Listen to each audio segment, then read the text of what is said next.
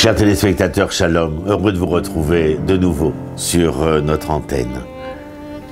Je me souviens lorsque mon frère et ma sœur et moi-même nous étions petits, papa nous disait, mes enfants, nous sommes tous rois.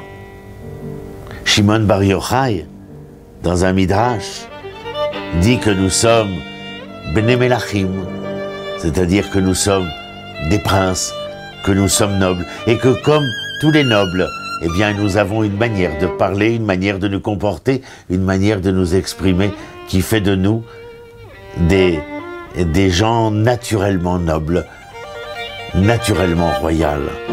Alors il dit, voici que dans cette soirée de Pessah, lorsque les hommes se libèrent des carcans de leur histoire, ils redeviennent rois. Rois, ça veut dire qu'ils redeviennent ceux qui règnent pour eux-mêmes, qui ont le loisir de pouvoir décider, de pouvoir choisir ce que l'Égypte nous avait empêché de faire. La liberté que l'Éternel nous octroie, eh bien, au moment où nous allons prendre le verre du Kiddush dans le creux de la main, le verre du Kiddush, c'est un kos. Le creux de la main, c'est les 14 phalanges, yad. Avec le kos, c'est 15 degrés, yudke, c'est 15 marches que le Kohen devait gravir pour aller vers la grande sanctification. Mais vous vous rappelez, nous en avions parlé, lorsque je vais les Kadesh sur le Kiddush ce soir de Pessah, eh bien, je viens pas simplement sanctifier, car ce serait une traduction peut-être, je dirais, simpliste. Je viens, vous vous rappelez, comme le Zohar dit, donner un souffle de vie. Un souffle de vie parce que, avec le Kiddush, je vais introduire un nouveau jour. Le jour de la liberté. Le jour où je redeviens roi. Le jour où je redeviens maître. N'est-ce pas, tout cela, un nouveau souffle de vie? Avant, je n'avais pas de souffle de vie. Je respirais mal. J'avais une insuffisance dans ma respiration. Velo shamu et Moshe, mikotser ruach mi'avoda kasha.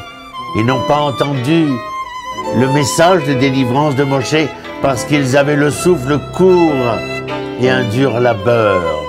Et oui, aujourd'hui, ce soir, en introduisant Pessah, je viens et je fais valoir que je suis libre. Alors nous implorons l'Éternel, sanctifie-nous, donne-nous, apporte-nous, octroie-nous, offre-nous ces souffles de vie qui font que nous sommes capables de nous mettre en marche vers ce renouveau-là. Lorsqu'on vient et qu'on me dit faire l'ablution des mains, ulchatz, lave-toi les mains avant de faire le motzi. Alors ici, ulchatz, c'est avant sans faire la bracha, de manger le karpas qui n'est pas d'une grande quantité. Mais lorsqu'on me dit lave-toi les mains, j'ai l'impression que d'habitude, tout ce qui n'est pas propre, tout ce qui n'est pas à l'image que je me fais de ce qui devrait être propre, eh bien, ne mérite pas mon attention particulière. Et là, dans cette soirée de Pessah, où je vais dire à quiconque, Kol dirfin yate veyochal, que tout celui qui se trouve là, comme mon ancêtre Abraham, qui que vous soyez, d'où que vous veniez, il vous est permis de venir, de rentrer, de manger avec nous. Ma maison est ouverte parce que mon cœur est ouvert, parce qu'en lavant mes mains, je me suis lavé de tous mes a priori. Je considère tout un chacun dans le beau, le bon et le bien qui est le sien.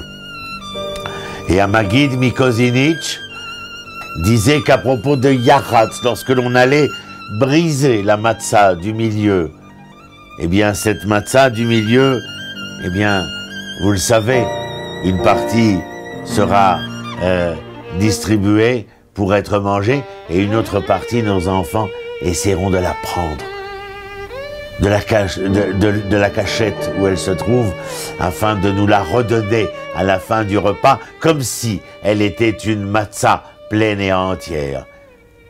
C'est intéressant, matzah. Matzah, il y a bien évidemment de ce ma que l'homme se pose comme question, de ce quoi. Et le tzaddik au milieu, c'est bien évidemment l'Éternel qui, dans sa justice, est capable de nous donner, de nous offrir les véritables réponses à ce quoi qui nous obnubile foncièrement. Et c'est à ce moment-là que l'enfant, ramenant la ficomane pour nous prouver qu'il l'avait trouvé, matzah, matzah, alors il vient nous redonner cela et nous allons l'utiliser comme un élément à part entière. Car shever, ce qui est chavour, est aussi la racine de la planche sur laquelle la femme venait à accoucher. D'ailleurs, en français, cette planche servira à définir le devenir, la liberté, la planche de salut, parce que c'est là où elle a couché. Et donc le même mot veut dire fracture et veut dire planche de salut. Là où nous sommes les témoins de ce qui a été fracturé, brisé, fêlé. Nous savons que c'est dans cette fracture-là que se trouve le moyen de pouvoir donner renaissance à ce qui fut. À très bientôt. Shalom, shalom.